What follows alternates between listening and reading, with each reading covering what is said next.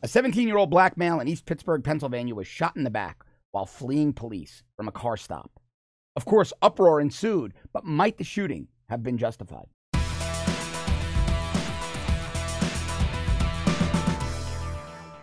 Protests in East Pittsburgh, Pennsylvania after the police shot and killed 17-year-old Antoine Rose. Now, at first glance, if you don't dig into the fact pattern of this case, it looks bad. You've got a 17-year-old fleeing a car stop, and a police officer sworn into duty only hours before irresponsibly draws his firearm, shooting and killing this innocent 17-year-old kid. Shot him in the back, slaughtered him in the street, presumably for no other reason than he was driving while black and so terrified of the police that he was running away. But that's not the fact pattern of the case. That's the media's fact pattern of the case, but it's not the real fact pattern of the case. Now, the usual suspects are out there. The Black Lives Matter crew, the National Action Network, Al Sharpton's people, they're all screaming and yelling and making noise. We expect this after a police-involved shooting. We expect it. There are people saying, he murdered him in front of my face, as demonstrations began outside of the police station in East Pittsburgh. Signs, end police violence now, and people said they had videos of the incident. But here's the problem. They're not giving you the fact pattern. Now, the family attorney, a guy named D. Lee Merritt, the Rose family attorney, said, quote, from all accounts, he was a generous, hardworking, and highly promising student. Affirmations of his generosity of spirit and genuine good-heartedness have begun pouring in from all corners of the East Pittsburgh community where he lives. Now, I'm not going to besmirch the dead, but the fact pattern of the case betrays the honor student narrative that, of course, is starting. So what is the fact pattern of the case? Well, let me read this. This is from Fox News, but there's a lot of local news. Here's where the rubber meets the road, okay? Investigators said Wednesday that the car stopped in East Pittsburgh matched the description of a vehicle being sought in a non-fatal shooting in a town a few miles away. An East Pittsburgh officer, who has not been identified, was taking the driver into custody when two passengers, including 17-year-old Antoine Rose, ran off.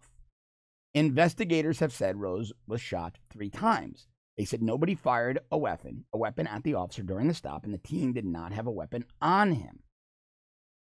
However,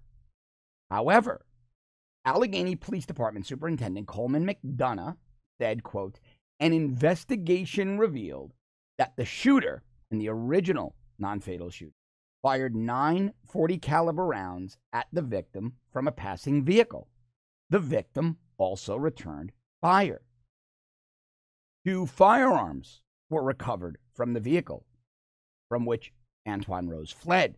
The vehicle that Antoine Rose was sitting in had bullet holes in it. Now, anything is possible, but the likelihood in East Pittsburgh, Pennsylvania, of 2 vehicles of identical make, model, year, and color having occupants that match the description of those who shot someone from a vehicle of that make, model, year, and color, and that vehicle also has bullet holes in it from the return fire of the victim of the first shooting, the likelihood of there being 2 cars like that driving around East Pittsburgh are pretty slim. So the police officer had probable cause. He pulls the vehicle over. He goes to arrest the driver. 2 others in the vehicle flee. 2 others suspected of trying to kill someone. Doesn't matter that the shooting was non-fatal. Does not matter. Now, Merritt, the victim's family, the alleged shooter shot by the police's family's attorney, wrote, he said, quote, we know very little about the circumstances surrounding his death at this early stage.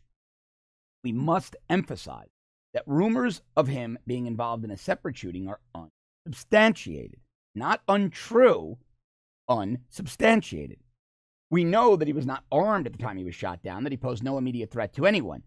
That isn't necessarily legally true. And I'm going to read you the Supreme Court decision, which most likely justifies the officer's actions in just a moment. We know that he was not armed at the time he was shot down. Also doesn't matter according to the United States Supreme Court. That he posed no immediate threat to anyone, could analyze all that, and that, significantly, the driver of the vehicle he occupied was released from police custody. The officer involved in this shooting had just been sworn into the Pittsburgh PD roughly 3 hours before this encounter. Now, a lot of falsehoods in that statement. He was an East Pittsburgh police officer, not a Pittsburgh police officer. And yes, he had taken employment with the East Pittsburgh PD recently and was sworn into that department, but he had been a police officer in neighboring departments since 2011. The cop had 7 years on the street. Not a cop with a few hours on the street, but the media is not telling you that. These facts, without more, simply leave very little room to justify the use of deadly force by this officer. Additional information concerning the background of the offending officer and the facts available to him at the time of the shooting is needed as we determine the appropriate action in this matter. Now, I will say this. Typically, these attorneys are screaming for the officer's head on a pike and the officer to be impaled on a stick in front of their police station. This attorney is actually being pretty professional. I got to give credit where he did. Look, he's hired by the family to represent their interests, but I think in that context is a very fair statement. He's not vilifying the cop. He's simply saying, right now it doesn't look good. The reports of my client's, my client's son or nephew, whatever this kid is, being involved in the shooting are unsubstantiated. He's not saying he's the greatest kid in the world. He's just saying, look, we don't know enough right now. It looks really bad, and we're going to take some kind of action. We don't know enough. So in the grand scheme of attorneys that do this kind of thing, I got to give this guy Merritt some credit. He's not out there, trying to create riots, but they're starting to happen, and you can see this predominantly African-American neighborhood high crime. Now, here's the problem for those saying the police tried to randomly kill or the police randomly killed this child for no reason. The pesky Supreme Court case decided in 1985, argued in 1984, of Tennessee v. Garner, considered a 1985 case. Now, let me read you Tennessee v. Garner's summary. A Tennessee statute provides that if, after a police officer has given notice of an intent to arrest a criminal suspect, the suspect flees or forcibly resists, the officer may use all necessary means to effect the arrest. Acting under authority of the statute, a Memphis police officer shot and killed appellee respondent Garner's son as, after being told to halt, the son fled over a fence at night in the backyard of a house he was suspected of burglarizing. The officer used deadly force despite being reasonably sure the suspect was unarmed and thinking that he was 17 or 18 years old and of slight build. The father subsequently brought an action in federal district court seeking damages under 42 U.S. Code 1983 for asserted violations of his son's constitutional rights. The district court held that the Tennessee statute and the officer's actions were constitutional, but a court of appeals reversed, and it went to the Supreme Court, and the Supreme Court ruled. And this is the decision of the opinion of the court. The case requires us to determine the constitutionality of the use of deadly force to prevent the escape of an apparently unarmed suspected felon. We conclude that such force may not be used unless it is necessary to prevent the escape and the officer has probable cause to believe that the suspect poses a significant threat of death or serious physical injury to the officer or others. And that is the crux of this case in East Pittsburgh, because Antoine Rose was suspected in a shooting. It doesn't matter how it looks after the fact. It doesn't matter how you feel about it, how I feel about it, how the Rose family feels about it, how the residents of East Pittsburgh feel about it. All that matters is at the split second, the exact moment that that officer pulled that trigger, all that matters is whether or not in that split second, that fraction of a millisecond, that officer believed that the person fleeing posed a threat to the public. And it is reasonable to believe that a person sitting in a vehicle that that was suspected, a vehicle used in a crime, a shooting, and the person in the vehicle was one of the suspects in that shooting, it is beyond reasonable for a police officer to think that person poses a threat to the police officer or to other innocents. And that's why, according to the law, forgetting the optics, forgetting how it looks, that this shooting appears to be justified. Now, the court went on, and they wrote a lot in this case, because this case is a very important case. It gives the government the right to basically kill you if you're fleeing in unarmed. And so they wrote other things. Let me find you some other relevant points here. The court wrote back in 1995, the use of deadly force to prevent the escape of all felony suspects, whatever the circumstances, is constitutionally unreasonable. It is not better that all felony suspects die than they escape. Where the suspect poses no immediate threat to the officer and no threat to others, the harm resulting from failing to apprehend him does not justify the use of deadly force to do so. It is no doubt unfortunate when a suspect who is inside escapes, but the fact that the police arrive a little late or a little slower afoot does not always justify killing the suspect. A police officer may not seize an unarmed, non-dangerous suspect by shooting him dead. The Tennessee statute is unconstitutional insofar as it authorizes the use of deadly force against such fleeing suspects. It is not, however, unconstitutional on its face. The court is saying that the Tennessee statute, that was the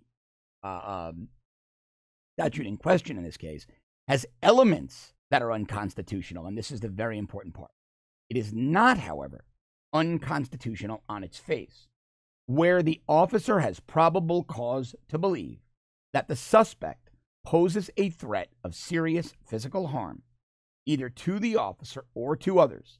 It is not constitutionally unreasonable to prevent escape by using deadly force. Now, remember, Antoine Rose and his buddies are in this car, shoot at a guy. The guy shoots back. The officer had no way of knowing if Rose and the other guy fleeing were going to finish that guy off. He had probable cause to believe another was in danger. I'm saying he because they haven't even identified the gender of the officer. I read or I glanced over it, but I'll for the officer. Okay, it is not constitutionally unreasonable to prevent escape by using deadly force. Thus, if the suspect threatens the officer with a weapon, or there is probable cause to believe that he has committed a crime involving the infliction or threatened infliction of serious physical harm, deadly force may be used if necessary to prevent escape, and if, where feasible, some warning has been given. As applied in such circumstances, the Tennessee statute would pass constitutional muster. And this then became the law of the land when the Supreme Court rendered its decision. So let's think about that fact pattern again, right? In this East Pittsburgh case, there's a shooting. People call 911. This is the make, model, and year of the car. This is what the occupants in the vehicle looked like. The guy shot back. There are bullet holes in the vehicle. Short time later, police officer on patrol sees a vehicle matching the make, model, and description with suspects in the car matching that description, bullet holes in the vehicle. The felony car stop now. Remember the statute, right? Statute says, if there is probable cause to believe that the fleeing suspect has committed a crime involving an infliction or threatened infliction of serious physical harm to another. So now the cop is pulling over this vehicle, believing that those within try to shoot and/or shoot and kill somebody. One is in custody, being arrested. The other two flee. Deadly force may be used, if necessary, to prevent escape. Supreme Court says it in black and white. In black and white. And this is what the problem is going to be for the social justice warriors in this one. A very, very big problem for the social justice warriors in this. Because this police officer remembered his training from the police academy. He remembered procedure. He remembered constitutional law. The law on this is clear. Cop didn't even have to know for a fact that Antoine Rose pulled the trigger on the other guy, the guy who shot back at the vehicle. Cop didn't have to know that. Supreme Court says the cop only, the standard of suspicion, we call the levels of suspicion, mere suspicion, reasonable suspicion, probable cause, beyond a reasonable doubt. The police officer only needed probable cause, which he had. He had that. He had a detailed description of the vehicle, bullet holes in the vehicle, descriptions of the suspect, two guns in the vehicle. One gun apparently matching the caliber, .40 caliber used in the previous shooting. And I'm assuming the officer could tell those weapons were fired. You could smell it. You'd be able to smell that. Your training and experience as a cop. You add all that up. And the officer's actions directly comport with Tennessee v. Garner in 1985. There's no debate about this. There's no gray area about this. The officer's actions comport with the statute. They were entirely constitutional. But the social justice warriors won't care about this. They'll riot, they'll burn their neighborhoods down, and we don't know anything about the background of this Antoine Rose, the kid shot. Now look, it's always tragic when a 17-year-old is gunned down by the police. What's even more tragic are the circumstances that kid put himself in. Why was he in a vehicle that was shooting at somebody else? Well, people in the vehicle. Why was he in a vehicle with people that were shooting at someone else? Or was he among those shooting at someone else? We don't know. But if he was, why? Why? And what happened in his young life that led him to be with those kinds of people in that kind of environment? What happened? We don't know. We have no idea. But those are the questions that need to be asked before we start with the honor student narrative. Now, people in the neighborhood are doing what you expect. Quote, he shot that boy 3 times in the back while I was watching. I already talked to the police and everything. That boy was murdered. He had no gun, nothing. My kids was outside. I told my kids to go in the house. And I see them have the car pulled over and they shooting the boy, just running. Didn't have no, he just ran. Running is not a death sentence. That's why I'm glad they blocked the street off in protest, because that cop murdered that boy. He murdered him in front of my face. Well, I don't fault this guy. This is a guy named John Leach, neighborhood resident, because what he saw looked that way. I don't fault Mr. Leach for not understanding the statute of Tennessee v. Garner. I don't fault Mr. Leach for not knowing the facts of the case, for not having the information the police officer had at that moment, right? Police officer had information on previous shooting, knew the car matched the description, bullet holes, suspect match. Police officer had the training, 7 years of experience, the training in constitutional law, knowing that Tennessee v. Garner gave him the legal authority to shoot a fleeing felon, knowing through experience on the street that oftentimes in what looks like a gang-related shooting or a personal beef-related shooting, those fleeing might be going back to finish off the other guy. Optics only matter to a point. Oftentimes, they don't matter at all. Oftentimes, they don't matter at all. And in this case, optics simply do not matter one bit. What matters, the only things that matter, the only things, are what led up to the car stop, what was in the officer's mind, what the officer believed when pulling that vehicle over, and what the officer, most critically, what the officer believed at that split millisecond he pulled that trigger. And I truly believe that officer felt that those two fleeing suspects presented a grave threat to the public. He remembered his training, he remembered his case law, constitutional law, and he made a very, very tough, split millisecond decision to fire his weapon. I believe it was justified. We're going to find out soon enough. But I believe, reading all the facts of the case, I believe the shooting was legally justified. And you can bet your bottom dollar that shooting a 17-year-old is going to haunt this cop for the rest of his life. It's going to haunt him for the rest of his life. But what I see right now, I sit here and bring you this shooting to me appears to be legally, constitutionally justified.